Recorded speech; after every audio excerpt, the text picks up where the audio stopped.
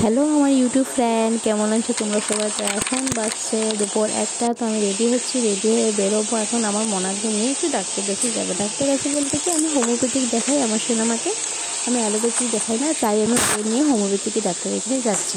তো তোমাদের সাথে শেয়ার করছি যে আমি চটপট করে কীভাবে রেডি হয়ে গেলাম।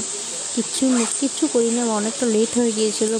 তো আমি শুধু ফেসের মধ্যে আমার মনার একটা অয়েল আছে, ওই অয়েলটা আমি মুখে লাগিয়েছি আর প্লাস লিপস্টিক আর ড্রেস বের করেছি। তো দেখো আমার মনাকে নিয়ে আমি এইভাবে যে বাইকে যাচ্ছি, ও কতটা এনজয় করছে সেটা তোমরা দেখেই হয়তো বুঝে গেছো। ও অনেকটা ভালোবাসে বাইকে যেতে। তো তোমরা দেখছো, ভাবছো দাদা ছোটো বাচ্চাকে আমি এইভাবে এভাবে বাইকে নিয়ে যাই না, ঠান্ডা দিনে এভাবে নিয়ে যায় না। তো গরম দিনে নিয়ে গেলে কিছুই হয় না, নিজের সেফটি একটু রাখবে, বাস বাকিটা কিছু না। তো এইভাবেই আমি যে চেম্বারে পৌঁছে গেছি। এখানে আরও মানুষ বসেছিল 3-4 জনের মতন, তাই মনাকে নিয়ে বসেছি। তো আমার পিছন দিক থেকে ওই জন্যে নামটাম লেখা উনি বলছে যে তুমি এসে নামটা কেন লেখাওনি, নাম না লেখালে অনেক লেট হবে। তো আমার হাজব্যান্ড নামটা দিয়ে দিল, নামটা লেখানো হয়ে গেল। তো আমি এখানে বসে আমার মনের সাথে একটা ছোটো মোটো ভিডিও তোমাদের সাথে শেয়ার করলাম। তো যাই হোক আমি ভিতরে ঢুকে গেলাম। তো এই যে আমার স্যার অনেক ভালো। এই স্যারের কাছে আমিও ট্রিটমেন্ট করেছি, চৌধুরী ডাক্তার, তোমরা সবাই চিনবে হয়তো তিনশিকাতে। তো উনি হোমিওপ্যাথিক ডাক্তার। তো ওনার সাথে আমার অনেক আগের থেকেই পরিচিত।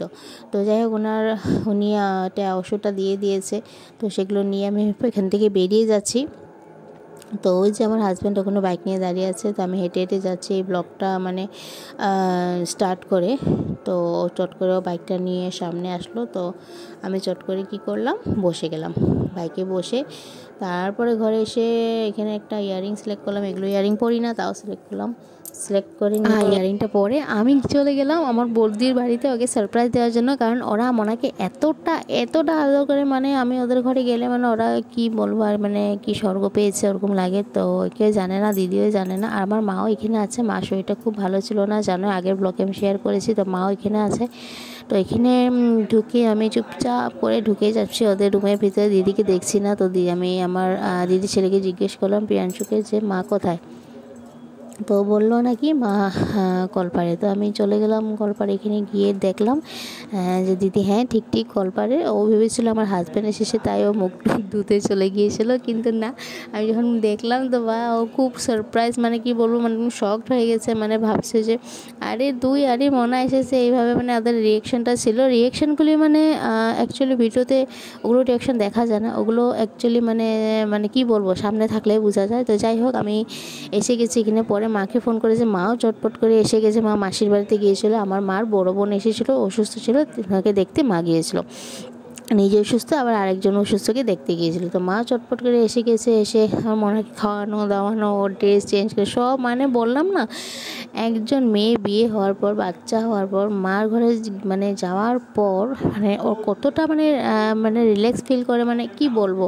তো যাই হোক এই ঝুমকাটা আমি লাগিয়ে এসেছি, এই চুড়িটা লাগিয়েছি, চুড়িটা নতুন ছিল। তো আমি দুটোর সাথে ম্যাচিং করে, আমি এগুলো ঝুমকা কোনো দিনও লাগাই না, কিন্তু ফার্স্ট টাইম লাগিয়ে এসেছিলাম। তো মনে হচ্ছিলো না আমাকে খারাপ লাগছিলো, ঠিকই লাগছিলো, ভালোই লাগছিলো। তো যাই হোক এগুলো পরে আমি এসে গেছি দিদির বাড়িতে।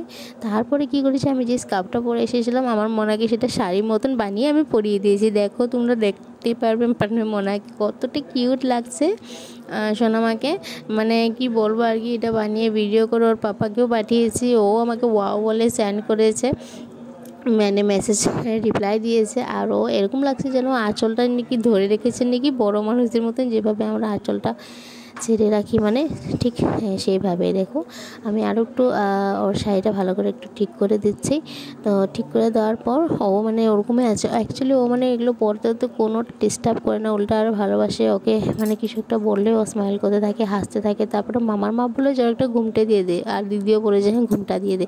তো ঘুমটা দিয়ে আমি আবার ভিডিও একটু শ্যুট করলাম, পুরো ভিডিওটা শ্যুট করে ওর পাপাকে, তারপরে আমার আরেকজন দিদি আছে ছোটো দিদি, ওকেও সেন্ড করলাম। তো সবাই দেখবে, তোমরাও দেখে বলবে আমার মনাকে কেমন লাগছে, শাড়ি পরার পর কেমন ওর লুকটা এসেছে, কেমন লাগছে, তোমরা নিশ্চয়ই আমাকে কমেন্টস করে জানাবে। তো যাই হোক, ওকে শাড়ি টাড়ি পরানোর পরে সব কিছু কাম শেষ। তারপরে ভাবলাম আরে ভাই যখন এসে গেছি কিছু ভিডিও বানিয়ে নিই। দেখতে পাচ্ছি কানেরটা লাগিয়েছি, স্পিকার লাগিয়েছি। তোমরা জানাবে কেমন লাগছে। আমি ভাই পছন্দ করি না, একেবারে পছন্দ করি না এরকম গোল্ডেন গান, তাও বের করেছি। তো ভাবলাম কিছু ভিডিও বানিয়ে নিই। সেই ভিডিওগুলো আমি আপলোড করিনি, হ্যাঁ নিশ্চয়ই এগুলো আপলোড করবো, আজকে কালকে আপলোড করে দেবো। তো তোমরা আমার ভিডিওগুলো দেখে নিশ্চয়ই জানাবে কেমন লেগেছে, কমেন্টস করবে প্লিজ। আর আমার চ্যানেলটাকে তোমরা সাবস্ক্রাইব করে যাবে, সাবস্ক্রাইব করবে। আজকের জন্য এতটুকু, বাই বাই।